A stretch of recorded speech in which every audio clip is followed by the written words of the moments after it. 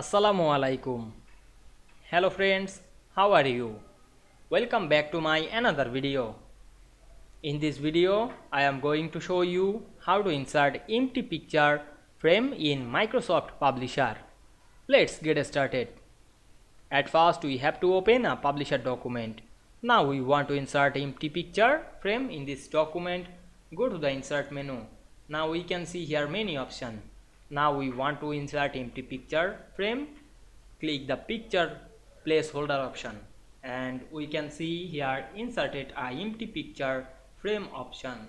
You can insert picture, click the picture icon and insert picture.